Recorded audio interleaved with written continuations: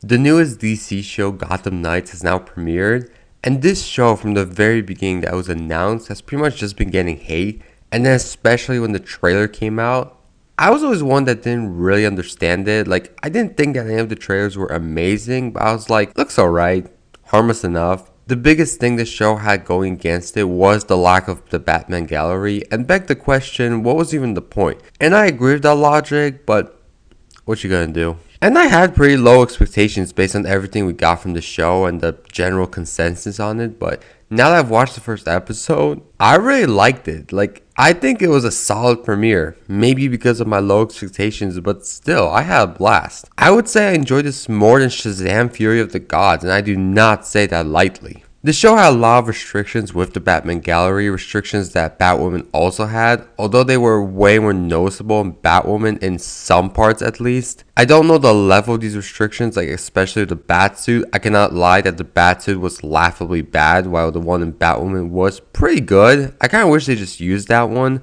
But it didn't really bother me that much because we barely saw it and we were never really gonna see much of it. As well as Bruce Wayne, he was in like 2 shots and we didn't even see his face, which again is something I expected. I think if you go into the show expecting these restrictions, you will enjoy it so much more. The Batsuit may have sucked, but the Batcave was actually really sick. Like way better than the Batcave in Batwoman or even Titans, which the ones those shows had kinda sucked, and that's awesome because we are probably going to spend a lot of time in there. And it's a really cool Batman setting. The main guy, Turner Hayes, is an original character for the show and not from the comics, which is a very interesting decision. Again, probably some kind of restriction. Like, they definitely weren't allowed to use Dick Grayson or Jason Todd, which does suck because they would have been way better leads. Turner Hayes wasn't bad, but also wasn't great. I didn't hate him, but the idea of him being a whole new character did sour me on him a little bit, but I think I'll like him more as the season goes on. My favorite character was Duella. She was great. I expect her to be a lot like Harley Quinn, but she wasn't really. She's a character that could have either been really funny and entertaining or really annoying and bad, but thankfully she was funny and entertaining. And you can see some of the Joker's attributes on her as she is the daughter of Joker, which were some nice touches. Her backstory is interesting, and I hope we explore more. I think it would be hilarious, though, if Turner and Duella get together at one point, and I strongly feel like that's gonna happen. And I really liked Harvey Dent. The guy that plays him was really good. This show feels like it's made more for comic book fans because of how much of a big deal Batman's death is, and how we spent absolutely no time with him, which is ironic because the show isn't exactly super comic accurate. Like, some random person watching this would just be like, who is this? Why is he such a big deal? Okay, scratch that. I think everyone knows Batman, how big of a deal he is. The only reason the show gets any attention is because it's Batman related.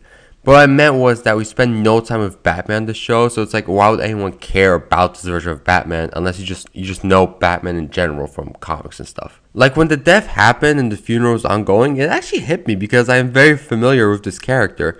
Also really random, but during the funeral there's a really cool Robert Pattinson Batman Easter egg. Also at the end when Turner was talking with Carrie at Batman's grave, I was feeling it. Which again does make it a really weird decision to make Batman's son an original character, because even if you've read comics you don't know any history of Turner, which did undermine emotional moments when talking about Bruce a little bit, but again I feel eventually when we get to know him more and find out more about his relationship with Bruce, that will probably change. The whole mystery of the death of Batman, how it was set up, I thought was really good. Like, yeah, the obvious suspect would be the Joker's daughter. We even find out that in this universe, Batman killed the Joker, so it makes it look like a revenge thing. I think that overall, the plot of Batman dying and his son teaming up with the Joker's daughter to find his killer is a great idea for a show like this that isn't able to use Batman or much of his gallery. I'm personally always interested in the Batman backstory in all these new Batman movies and shows, even when they don't actually feature Batman. Little details like Batman killing the Joker in this universe just adds intrigue, and I'm interested in what else we find out about this version of Batman. A lot of which we'll probably find out from Carrie Kelly, who I really liked. Her whole setup this episode was great. Those minor scenes before we saw her as Robin, like when she was the last person at the funeral and put that flower on Bruce's coffin, was really heartfelt. I even liked her entrance as Robin. Although the suit is kind of meh, like the goggles are a nice touch, but they could have at least made the suit more in line with her Robin suit, like with the colors, or at least put an R on it. They can really have some good interaction scenes between her and Turner. And I'm curious what kind of connections Batman has to the Court of Owls, who were revealed to exist in this universe. They were rumored to be the villains of the show. I think it's a bit early to fully say they are the villains, but they seem to be set up as the villains. And their introduction I thought was sick. We got teases of them throughout the episode with owl symbols, and then Duella, who like the Joker doesn't go serious often, completely puts on a serious face and gives this really creepy story about them. And then we see Talon, who I think had a pretty good suit, just brutally decapitate a guy and really establish himself as a threat. Overall, I think this show is good. I really enjoyed this first episode and don't understand the hate it gets. Like, I understand some of the things people disliked about it, but I still think it's overhated. As a pilot to a show, it really did its job for me. It got me interested in wanting to continue.